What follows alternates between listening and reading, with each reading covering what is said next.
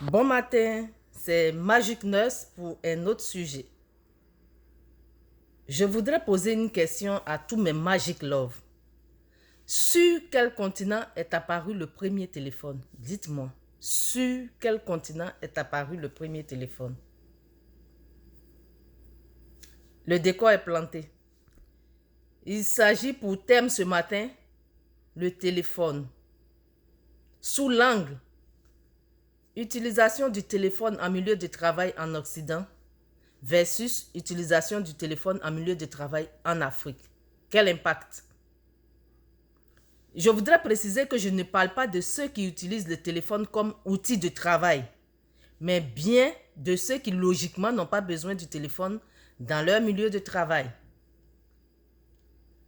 En Occident, les règles sont bien établies. Pas de téléphone lorsqu'on travaille, à moins d'une urgence téléphonique.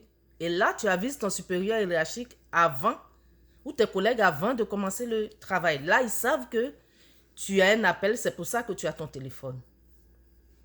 Par contre, en Afrique, le téléphone est utilisé comme outil de divertissement, même en milieu de travail.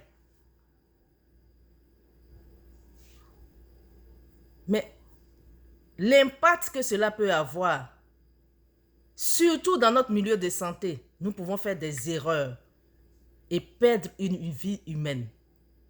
La vie humaine est tellement précieuse, est la plus précieuse, qu'il faut faire attention avec l'outil que nous avons, le téléphone. Considérons la société comme une chaîne que nous voulons fabriquer. Et un élément est défaillant. Un élément n'a pas la même couleur que les autres. Mais il n'y aura pas une beauté, il n'y aura pas une harmonie dans ce que nous voulons faire.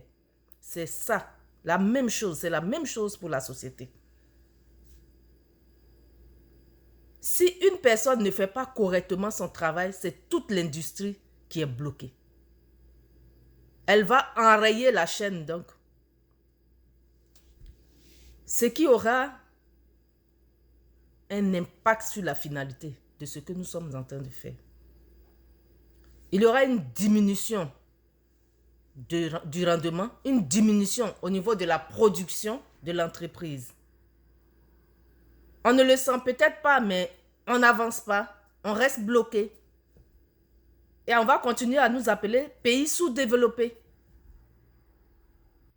En gros, ce que je veux dire, si nous continuons avec cette mentalité, avec ce comportement-là,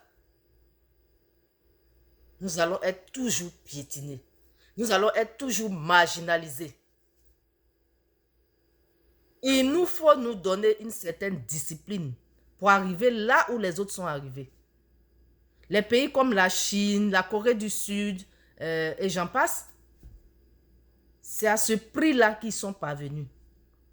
Et je vous le dis là, seul le travail paie. C'est ce que la Bible dit. La Bible même le dit. Seul le travail paye. Alors, mettons-nous au travail. Mettons-nous au travail. Arrêtons les divertissements. Seul le travail paie. Il est vrai que le téléphone est utile, nécessaire, voire même indispensable. Mais il est important de savoir l'utiliser. Quand il faut et où il faut. Au travail, non. À nos heures de pause, peut-être.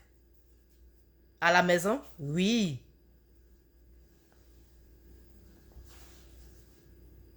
Le monde, il y a une mondialisation en ce moment.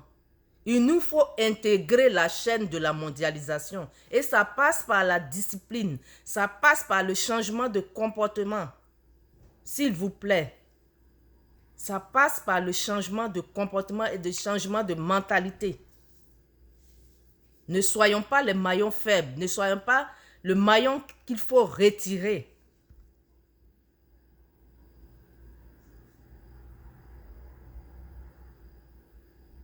Ici, les gens n'utilisent pas le téléphone comme on le fait en Afrique, je vous le dis là.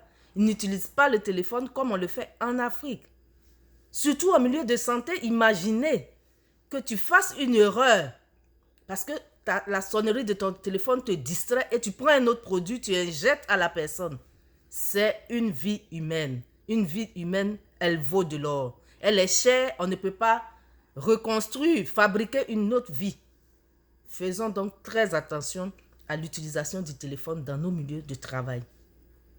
C'était donc là mon point ce matin, le thème que je voulais débattre avec vous. Je voulais vous parler.